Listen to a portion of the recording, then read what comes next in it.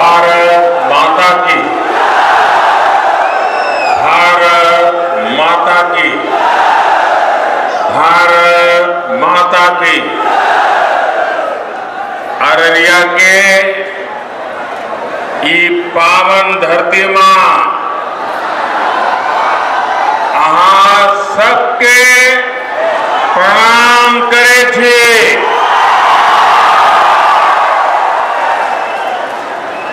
अररिया फणीश्वर नाथुरायण जी की भूमि है और जब जब भी मुझे यहां आपके बीच आने का अवसर मिला है, हर बार बाबा मदनेश्वर और मां काली की कृपा और आप जनता जनार्दन आपका भरपूर आशीर्वाद मिला। आज भी अररिया और सुपौल का ये स्नेह मेरे लिए बहुत बड़ी ऊर्जा है, बहुत बड़ी शक्ति है। मैं आपको विश्वास दिलाता हूं, आपके इस कर्ज को उतारने के लिए मैं और ज्यादा मेहनत करूंगा और तीसरे कार्यकाल में आपके हित में, देश के हित में और ज्यादा बड़े फैसले देश लेने वाला है। साथियों, मैं हिंदुस्तान के कोने कोने में इन दिनों जनता जनार्दन के आशीर्वाद मांगने के लिए जा रहा हूं और देश के कोने में जहां जहां गया, शहर हो, गांव हो, पुरुष हो, स्त्री हो, युवा हो, युवती हो, पूरे देश एक ही बात कह रहा है, फिर एक बार, फिर एक बार, फिर एक बार। भाई और बहनों, आज दूसरे चरण का मतदान भी चल रहा है। ये लोकतंत्र का महापर्व है। मेरे सभी मतदाताओं से, विशेषकर युवा वोटर से अपील है कि ज्यादा से ज्यादा संख्या में वोट डालने के लिए जाएं। मैं जानता हूं गर्मी का समय है, लेकिन विपरीत परिस्थितियों में भी हमें देश के हित में, लोकतंत्र की मजबूती के लिए वोट देने का अपना कर्तव्य निभाना ही चाहिए। हमें एक कदम भी पीछे नहीं रहना चाहिए। और मेरा तो आपसे भी आग्रह है, जब आपके यहां मतदान का दिवस हो, हर पोलिंग बूथ में यात्रा निकाल करके 20-20, 25-25 लोग गीत गाते गाते, थाली बजाते बजाते, उत्सव मनाते मनाते पोलिंग स्टेशन पर वोट देने के लिए जाना चाहिए।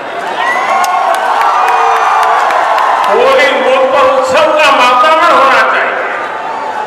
ये लोकतंत्र है। प्रचार में कितनी ही तू मैं चलती लेकिन मतदान का दिन पूरे इलाके का उत्सव का दिन होना चाहिए। साथियों, 2024 का ये चुनाव भारत को आर्थिक और सामरिक रूप से शक्तिशाली बनाने के लिए चुनाव है और इसमें बिहार के आप सभी मेरे जागरूक भाई बहनों की बहुत बड़ी भूमिका है। गुलामी के लंबे कालखंड से पहले जब बिहार समृद्ध था, तब भारत एक महाशक्ति था। आज जब भारत दुनिया की तीसरी सबसे बड़ी आर्थिक महाशक्ति बनने के लिए चल पड़ा है, तो बिहार की भी इसमें बहुत बड़ी भूमिका है। बिहार के लोगों की प्रतिभा, यहां के लोगों की बौद्धिकता, यहां के लोगों की परिश्रम, देश को भी जानना चाहिए कि इंडी गठबंधन ने 10 वर्षों तक किस मानसिकता से सरकार भाइयों बहनों, मैं खुद करके कह रहा हूं, गाने दिल से कह रहा हूं, इस देश के जो संसाधन है, इस देश की जो भी संपत्ति है, इस देश की जो की संभावना है, अगर उस पर पहला किसी का हक है तो मेरे देश के गरीबों का, मेरे देश के मजदूरों का, मेरे देश के खेत में मजदूरी करने वाले किसानों का, मेरे देश में गरीबी में जीने वाली मेरी माताओं बहनों का हक है। किसी भी धर्म में क्यों हो, लेकिन अगर वो गरीब है तो पहला हक उस गरीब का है कि वो कांग्रेस ने जिस तरह अपनी वोट बैंक पुलिस के लिए देश के हितों के साथ भेदभाव किया, पक्षपात किया, आज कांग्रेस की कड़ी खुल गई। साथियों, इस बार में जो मुस्लिम लीग घोषणा पत्र कांग्रेस ने जारी किया, और मैंने पहले भी कहा था, ये कांग्रेस का मैनिफेस्टो पर मुस्लिम लीग की छाप है और उसका भी सारे सत्ता के लिए झटपटा रहे लोग संविधान तक बदलने की हद तक जा सकते हैं। भाइयों बहनों, हमारे देश के नेतृत्व में इतने साल से हम मिलकर सरकार चला रहे हैं, हर जाति, हर समुदाय, हर धर्म के लोगों के विकास के लिए काम कर रहे हैं। हमने किसी से कुछ नहीं सीखा, संविधान के हिसाब से सबको ध्यान रखा, लेकिन कांग्रेस और आरजेडी ने स्वीकार किया, आपके साथ में संविधान की मूल भावना के खिलाफ जा रहे हैं। भाइयों बहनों, जब कोई भी देश आगे बढ़ता है, उसके नागरिकों की संपत्ति भी बढ़ती है, उनकी कमाई भी बढ़ती है, उनके अवसर भी बढ़ते हैं। पिछले 10 वर्षों में भारत के लिए संपदा, भारत के संसाधन कई गुना बढ़े। अब आपने बताइए, ये जो देश के संसाधन है, इन पर पहला हक गरीबों का है, मेहनत लोगों का है नहीं, जो देश को बनाते हैं उनका हक है नहीं है, ये हक आपका है और मोदी आपका।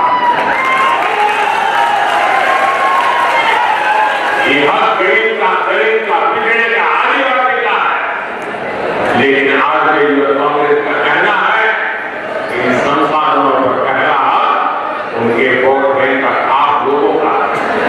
कांग्रेस ने कहा है तो आप लोगों की संपत्ति का, आपकी जमीन का, आपके खेत का, महिलाओं के गहनों का,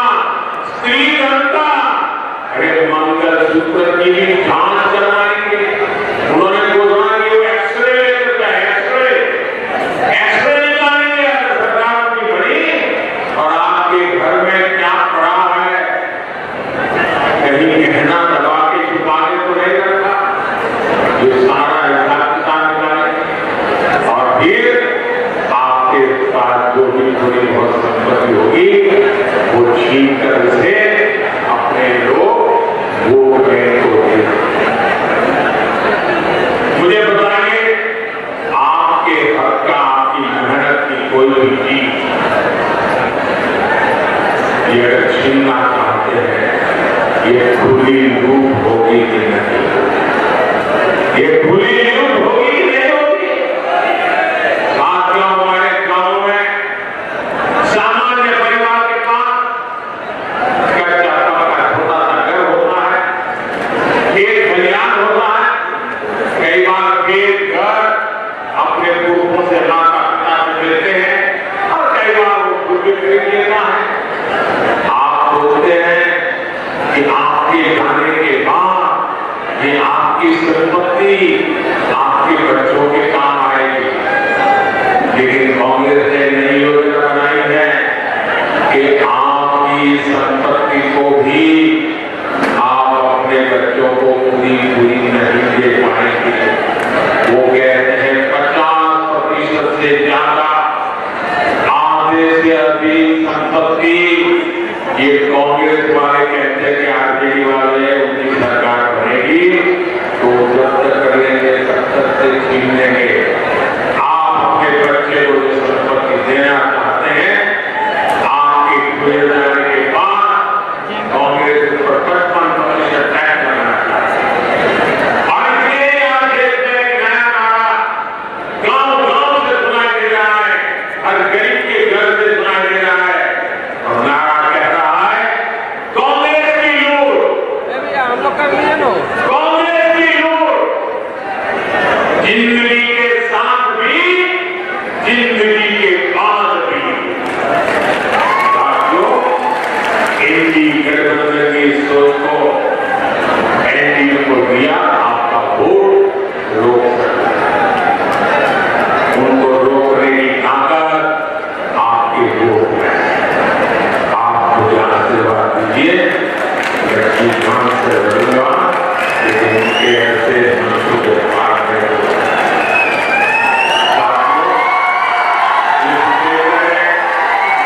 नए हाईवे होने के लाइनों में खेल हो, ऐसे काम हो।